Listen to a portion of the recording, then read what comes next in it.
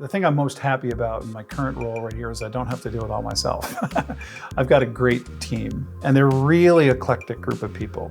There are a ton of opportunities to come in and grow and learn. I like to take them from the ground up and teach them everything. I know now it's not just me having to solve this. I've got a team behind me. And they've reminded me, Tom, it's not always you. I'm glad that they do that they shake me by the lapel and say, it's okay, we're gonna work through this, which is the best thing about working with a different group of people with different skill sets.